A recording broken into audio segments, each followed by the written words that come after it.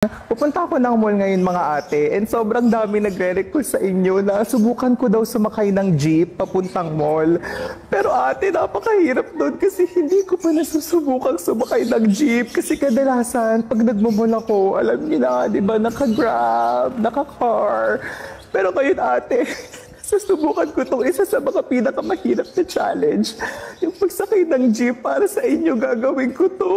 Punta pa dapat ako ngayon sa terminal ng jeep, pero sa pagkakaalam ko, merong umiikot dito sa amin. So, kinakabahan ako ate kasi hintayin ko yung jeep. Paano ako magpapara? Paano ako sasakay doon ate? Hindi ko talaga siya kaya gawin kasi first time ko lang, pero para sa inyo, gagawin ko to ate. Oh my gosh, ito na, may jeep na. Wait lang.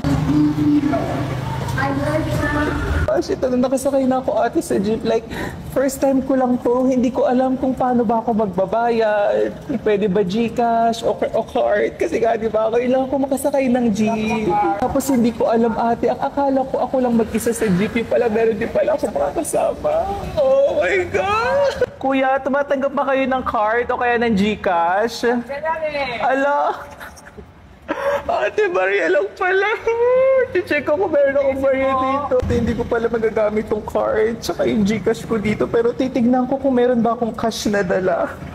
Oh my gosh. Hindi ko ina-expect na coins pala yung babayad sa jeep. Kasi di ba pag nag-grab, laging card lang. So ayan, meron ako ditong 20 pesos. So feeling ko okay naman na to. Kuya, magkano po pamasahe sa jeep? Easy. Kuya, magkano po? Ala, 13 pesos daw. So ito, 20 pesos mukhang okay naman na siya. Aray! Kuya, bayad po. Thank you. Ay, alam, buti na lang talaga. Madali lang pala magbayad sa jeep. 3 sukle. Hala. Naghintay ako sukle. Ay, sorry. Talaglag. Thank you, kuya. Meron ako sukle 7 pesos. Hindi ko alam na ganito pala experience sa jeep na may mga pumapasok pala ng mga ibang mga tao. Pero, alam, nagsishake yung jeep. Kasi doon nakaraan, di ba sa e-jeep ako sumakay. Pero kasi air condition kasi doon. Pag jeep pala, akala ko pa air condition. Pero wala pala. Tinitiis ko na lang. May mga tao rin pala sa jeep, mga ate. Ang akala ko talaga sa jeep, ako lang mag-isa. Kinakaya ko tong challenge na to para sa inyo. Oh my gosh! Hirapan naman ako dito sa jeep kasi tignan nyo, alam niyo yun yung ang baba na. Oh my God, tignan nyo. Like, super tangkad ko. Tapos, tignan nyo. Ang hirap pag-commute sa jeep. Ate, first time ko lang to. Pero tignan nyo kung gaano ko kayo ka-love. Diba? Ginagawa ko yung challenge ninyo kahit first time ko lang. Meron din palang parang sightseeing dito. Ayun, makikita mo rin pala yung labas, yung mga taong sasakay. Tapos, lagi-laging may sumasakay sa jeep ate. Ang akala ko, private siya. Ayun pala hindi. Grabe. Super, like,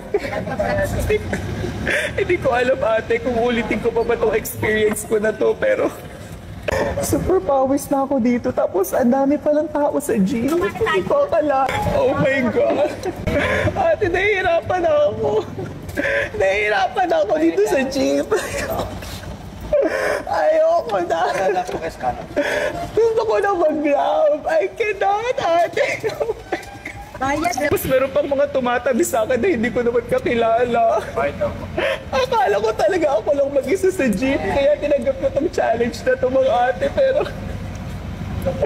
hindi ko kaya na. Ayoko na, bababa na ako mamaya. Hindi ko na to kaya. Nararamdaman ko. Natatakot na ako.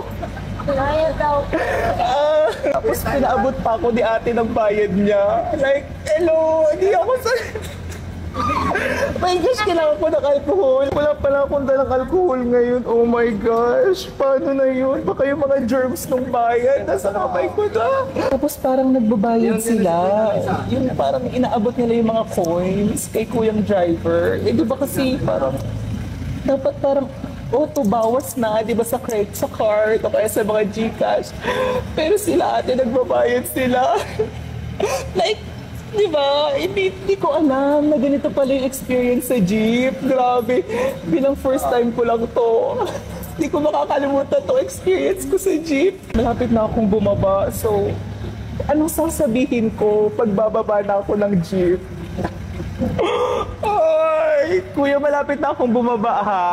Wait lang. Oh my gosh. Kinakabahan na ako ate kasi di ba pag nag-book, alam na yung bababaan. Pero sa jeep, ako pa yung magsasabi. Tapos ang dami pang tao. Tingnan nyo like, nakakaya. Oh my God. Ah!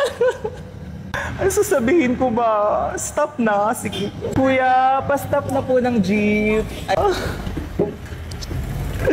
Oh my God. Grabe yung experience. Mas meron pa ditong mga bata nakikishoutout daw sila. Pinapaalala nila sa akin. Yung naramdaman ko nung kumain ako ng sardinas ate. Ginawa ko siya. Kasi challenge niyo ako. Kung nakain. Yay! Andito na ako ate.